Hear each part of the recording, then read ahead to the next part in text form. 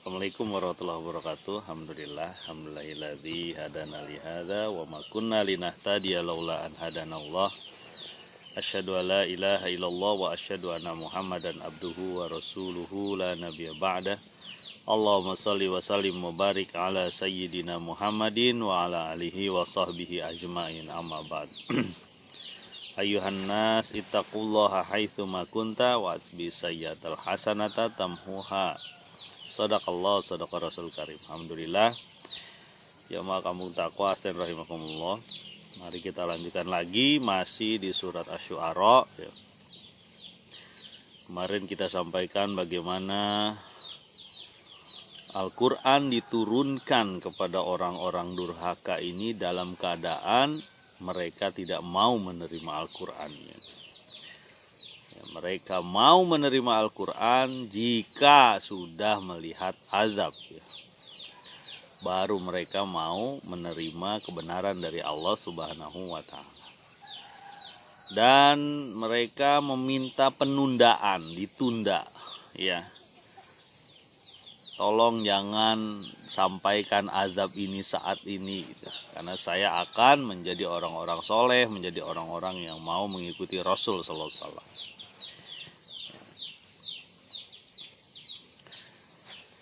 Dan datanglah azab dengan kondisi yang tidak disangka-sangka, mereka tidak sadar, ya. La yash'urun. Kemudian baru mereka mengatakan, kok nggak ditunda, kenapa harus sekarang, ya. Kematian menjemput dia dan dia meminta ditunda, sudah tidak ada waktu lagi. Jamaah kampung takwa astan rahimakumullah dan teman-teman yang melihat siaran ini, mendengar siaran ini mungkin suatu saat, ya, mari kita lanjutkan di 204 surat Asy-Syu'ara, ya.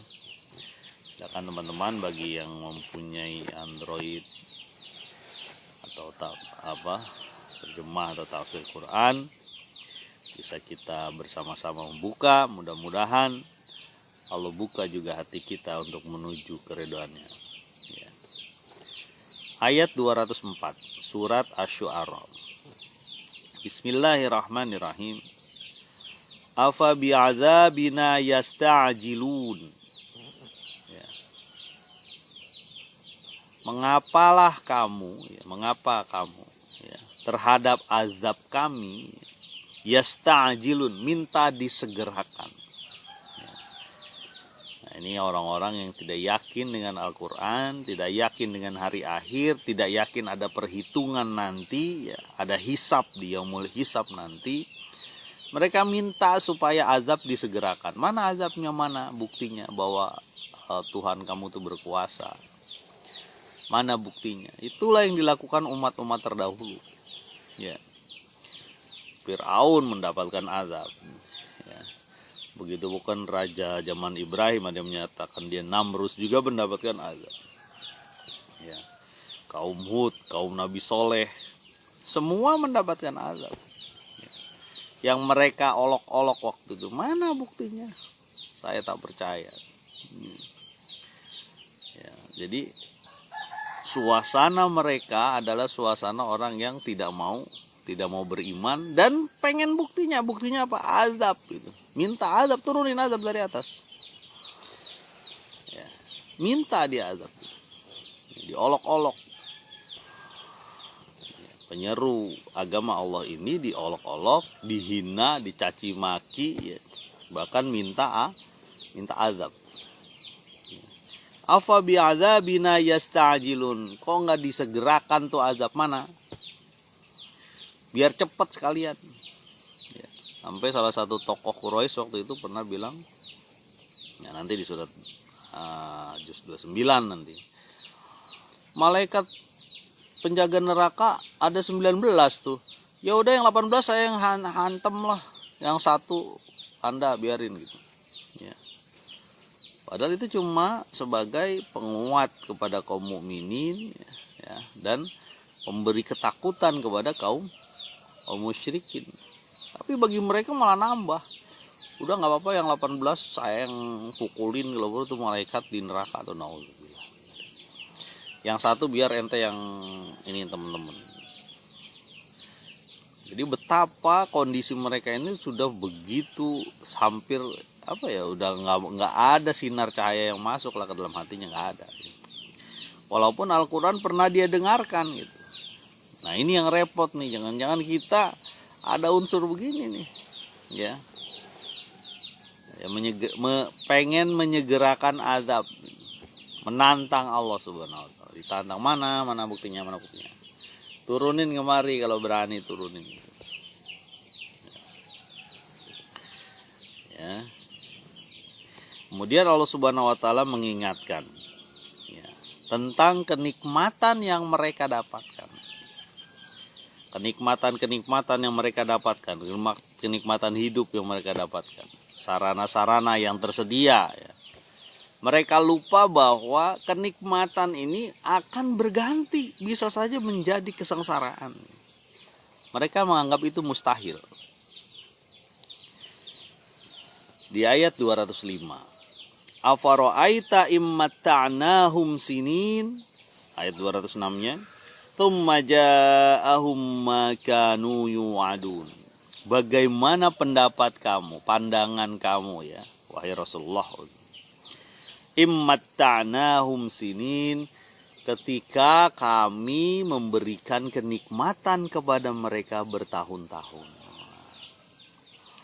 Ini pengingat kepada Rasul dan pengingat kepada penyeru dakwah, penyeru kepada Allah Subhanahu Wa Taala, ya, kecenderungan orang, ya, yang menolak Rasul, menolak Rasulullah, menolak Al-Quran adalah orang yang mendapat kenikmatan bertahun-tahun. Sudah lekat dalam dirinya bahwa dia itu penuh kenikmatan. Gak perlu saya bercapek-capek lagi. Makanya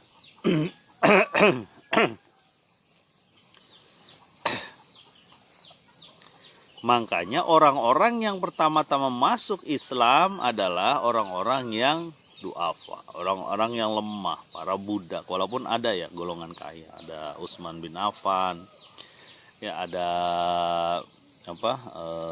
Abu Bakar As-Siddiq. Tapi mereka rata-rata orang-orang yang as-sabiqunal awalun, pertama-tama dalam menerima dakwah Rasulullah SAW adalah orang-orang lemah. Ya. Sementara orang-orang yang menolak ini orang-orang yang mendapat kenikmatan bertahun-tahun. Badannya sehat, mungkin gemuk, ya mungkin tegap badannya, kemudian punya rumah, punya harta, punya kebun, punya istri, anak dan sebagainya. Mungkin beberapa juga. Mereka merasakan kenikmatan, dikasih terus bertahun-tahun. Ini yang ini resiko tinggi nih kepada teman-teman yang betapa banyak orang-orang yang diuji kemiskinan itu kuat.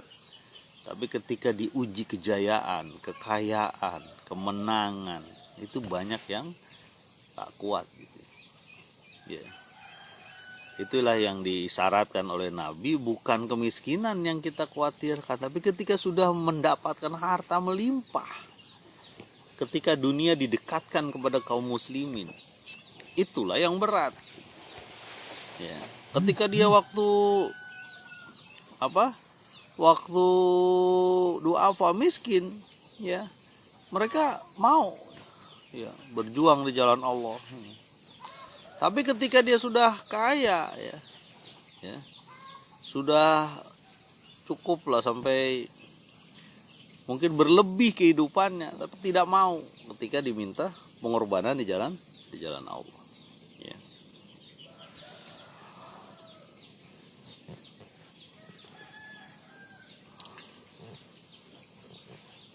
Tsumma ja'ahum ma kanu yu'adun, lalu datanglah kepada mereka apa yang dijanjikan. Apa? Yaitu azab. Allah akan mengazab orang-orang seperti ini. Apa yang dijanjikan itu datang, dan biasanya seperti ayat sebelumnya, baghtatan, dengan tiba-tiba, ya, datang langsung, buk, selesai, bures, ya. Seperti Ya kalau di Indonesia kan banyak ya itu. Tahu-tahu kematian merenggut dengan cara yang tiba-tiba ya. Yang selama ini mereka mungkin mendapatkan kenikmatan, tahu-tahu malah jadi sumber kematian dia di situ. Orang-orang lupa bahwa kapan saja kenikmatan yang kita hadapi sekarang ini itu bisa berubah ya. Banyak ayam. Ada di belakang Pak Ismet. Ada ayam, ada pertanyaan banyak ayam. Ayam kampung Pak Ismet. Itu juga nanti ditanya sama Allah tuh Subhanahu wa taala itu. Ya, tsumma alunna yauma idzin anin na'im. Nanti kamu akan ditanya tentang kenikmatan. Ya. Di hari itu akan ditanya tentang kenikmatan. Nanti saya juga ditanya sama Allah Subhanahu wa taala. Pan, ente jam sekian tanggal 9 Oktober tuh ngapain di situ? Ya saya berusaha menjelaskan kepada teman-teman lah tentang Al-Quran. Oke, nanti ditanya lagi, Al-Qurannya beli di mana? Ini ditanya nanti nih. Ini beli di mana nih Al-Quran nih? Ini kayaknya dikasih waktu itu. Seingat saya dikasih ini. Handphone yang kamu pakai ini dari mana tuh? Ini apa nih? Pakaiannya dari mana? Anda tahu nggak dibeli dari mana? Kacamata Anda, topi Anda? Nah, apa namanya, sendal yang Anda pakai itu dari mana? Ini kenikmatan. Kamu udah makan nggak tadi? Saya belum makan tadi, tapi makan itu tadi, goreng kerupuk. Makan kerupuknya ditanya tuh, kerupuknya dari mana? Gitu. Jadi kenikmatan itu bisa saja berubah, bisa diganti ya. Yang selama kita nyaman ini bisa aja lo ganti. Banyak caranya Allah menghilangkan kenikmatan pada kita. Pertama misalnya lidah. Banyak orang sekarang yang, sebagian orang dengan penyakit tertentu nggak bisa masuk sesuatu di situ. Ya. Mungkin dia dikurangi garamnya, dikurangi gulanya, dikurangi lemak, dikurangi protein, sampai ada yang makan mungkin nasi putih aja. Gitu. Jadi kenikmatan itu gampang Allah ambil. Ya. Menulis misalnya atau megang handphone itu kan pakai jempol. Bisa Allah kurangi kenikmatan jempolnya, jadi susah bergeraknya. Gimana kita pakai handphone jempolnya susah bergerak? Ya. Ada satu saat mungkin ya Allah cabut kenikmatan. Naudzubillah, mudah-mudahan tidak terjadi kita. Saya kemarin nih cerita sedikit ya. Ada murid saya namanya inisialnya S lah. Kadang-kadang saya sampaikan di mana di Facebook gitu. Nah dia ujian, nah, dia memang terkena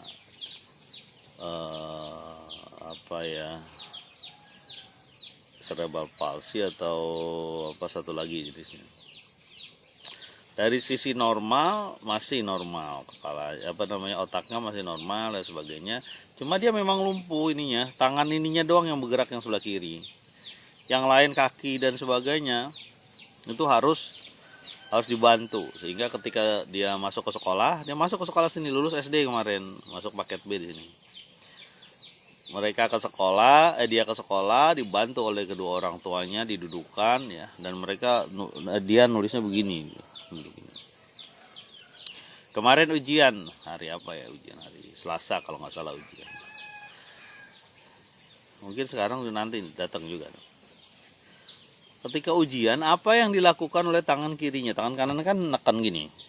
Nah tangan kiri ini itu megang pulpen atau pensil itu.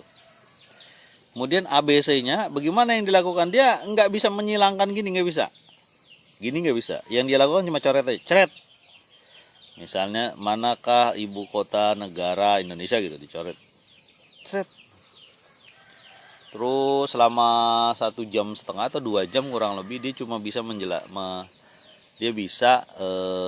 ada ulangan gitulah. Ulangan cuma 2 ulangan, mestinya 4 ulangan, tapi dia cuma 2 ulangan. Tapi kita tanya dia bisa gitu. Ya. Salah satu salah satu cita-cita dia bisa bermain basket ya. Makan kita belum bisa. Kalau main basket ya pasti harus pakai kursi elektrik mungkin ya. Kita belum bisa itu. Ya. Nah itu salah satu orang yang kenikmatannya terbatas. Ya. Kita kenikmatannya banyak, nggak terbatas ini. Apa juga bisa digunakan, bisa dipakai. Nah permasalahannya apa yang terjadi jika kenikmatan ini Allah ambil, gitu ya. Immata'nahum sinin, mata'nahum, kenikmatan yang berlaku berbulan-bulan, bertahun-tahun, terus dapat kenikmatan, kita makan gampang ya, uang cepet nyampe rumah ya, kendaraan ada ya, rumahnya besar ya, mungkin punya investasi saham, investasi deposito, investasi kontrakan ya, investasi tanah, kebun dan sebagainya. Ini orang-orang yang tumpul hatinya nggak yakin bahwa itu bakal berganti dengan kesengsaraan. Ya, sekali lagi ya, orang-orang yang begini bisa saja dia tidak yakin ya bahwa akan berganti dengan kesengsaraan. Ya. Saya pernah ngobrol dengan seseorang ya. Jangan salah Pak Arfan katanya. Orang punya harta itu juga bingung dia mau dikemanain. Ya, saya bingung sama orang-orang yang pengen nambahin perutnya sendiri gitu ya. Padahal ukuran perut kita nih, perut kita paling-paling ya seliter 2 liter lah ya. Untuk ukuran perut. Belum untuk ukuran yang lain. Semua tinggal tunjuk. Ya, saya berdoa kepada Allah Subhanahu wa taala supaya teman-teman yang sedang berjuang di DPR ya, mengingatkan pemerintah dan DPR supaya apa? Jangan berlaku zalim terhadap rakyat. Jangan memberikan sesuatu pada orang-orang tertentu yang membuat mereka kaya saja. Makanya harta di dalam Islam itu jangan beredar di satu kelompok saja. Kalau bisa banyak kelompoknya. Makanya kita doakan bersama lah teman-teman yang sedang berjuang ini. Entahlah pandangan politik teman-teman apa gitu ya. Tapi yang jelas mereka berjuang ngelihat ada ketidakadilan. Saya dukung, mudah-mudahan Allah Subhanahu wa taala melindungi teman-teman, mahasiswa, buruh, STM, banyak. Termasuk teman-teman yang menyuarakan kebenaran di media sosial. Harus disampaikan. Jangan diem aja. Oh maaf ya saya netral. Nggak ada netral. Dalam dunia ini cuma ada orang menuju surga atau orang menuju neraka. Cuma ada dua saja. Jadi sampaikan aja aspirasi kita kalau itu memang sesuai. Dan mohon jangan anarkis. Tahanlah semampu mungkin. Mereka ketika kita memukul seseorang, mereka adalah saudara kita, sesama muslim. Ya. Kemarin saya lihat itu ada yang sampai dipukulun di apa. Alhamdulillah, mudah-mudahan kita terhindar ya. Indonesia ini bertubi-tubi bencana nih. Insyaallah. Segeralah kita kembali lah. Jangan sampai kenikmatan, jangan-jangan kenikmatan yang diberikan orang Indonesia ini ya, dilempar tongkat jadi tanaman, itu diuji oleh Allah Subhanahu wa taala ya. Supaya ingat gitu. Ini adalah kenikmatan dari Allah Subhanahu wa taala. Kembali lagi ke ayat 206. Tsumma ja'ahum ma kanu yu'adun, kembali lagi ya. Lalu datang kepada mereka apa yang dijanjikan kepada mereka, itu berupa azab. Ya, kalau di zaman Rasulullah, Abu Jahal, Abu Lahab masuk sumur Badar. Ya. Selesai. Tapi kejahiliahan tetap ada gitu. Ini jangan lupa bahwa kejahiliahan dan Islam itu akan berseteru terus hingga hari kiamat. Ya. Dan turunannya tetap ada sampai sekarang. Orang-orang mungkin yang mengesahkan undang-undang yang nggak bermanfaat, akan merugikan rakyat itu. Mungkin sifat-sifat mungkin ya, saya tidak menyatakan pasti. Sebagian orang-orang ini kejahiliannya lebih kuat gitu. Kejahiliahannya lebih kuat. Mereka tidak yakin bahwa rezeki itu Allah yang berikan. Makanya dibuat yang menguntungkan dirinya atau kelompok. Kembali lagi di ayat 207. Ma aghna anhum ma kanu yumatta'un, tidaklah bermanfaat bagi mereka apa kenikmatan yang sudah disampaikan kepada mereka. Nggak ada manfaatnya ketika sudah ada kematian di depan mata, azab di depan mata.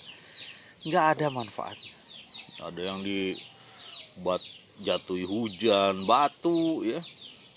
Ada yang kaum misalnya Nabi Saleh kemarin ya. Ada yang terkena panas terik demikian kuat, panasnya membuat haus, lalu dikirimkan awan. Dan awan itu terjadi adalah bukan awan yang turun hujan. Mereka datang menyongsong awan, jadi adem dan sebagainya. Ternyata bukan awan pembawa hujan, tapi membawa petir yang memekakan telinga mereka dan membuat mereka mati bergelimpangan. Lewat suara bisa mati, ya. Lewat angin panas dan sebagainya bisa mati. Lewat ditenggelamkan dalam tanah, dimasukkan, dibenamkan bisa mati. Lewat hujan batu bisa mati. Ini Bogor kemarin aja hujan es kemarin. Hari apa tuh? Berotak tuh. Pisang-pisang udah roboh. Ini termasuk pisang belakang saya nih, sebelahnya ini. Udah roboh. Sebagian tanaman-tanaman besar roboh. Gampang aja loh. Jadi nggak bermanfaat semua kenikmatan kendaraan, kuda-kuda hancur semua. Ya. Mungkin kuda, tanaman, kendaraan. Ya. Nggak manfaat. Ya. Anak, istri, anak buah pun nggak ada manfaatnya. Ya. Yauma yafirrul mar'u min akhihi wa ummihi wa abihi wa sahibatihi wa bani. Pada saat dimana, kalau ini kasusnya hari kiamat ya, pada saat dimana nggak berguna lagi orang berlepas diri dari saudaranya, dari temannya, dari bapaknya, dari ibunya, dari anak-anaknya, dari istrinya. Ya ada. Sahabatnya juga nggak ada. Wa sahibatihi, sahabatnya nggak ada juga. Waman fil ardi jami'a, bahkan dari seluruh bumi itu, kalau perlu diserahkan kepada Allah untuk mengganti ini nggak bisa. Ketika Allah sudah memberikan azab, tidak berguna semua kenikmatan. Na'udzubillah, mudah-mudahan Allah mengingatkan, memberi petunjuk kepada kita, mengingatkan seluruh kenikmatan yang ada di tubuh kita, ada di saudara kita, ya ada di kampung kita lagi, ada di rumah kita, di kampung kita, bisa saja berubah menjadi kesengsaraan, menjadi azab. Mudah-mudahan kita tetap bergerak terus menuju Allah Subhanahu wa taala.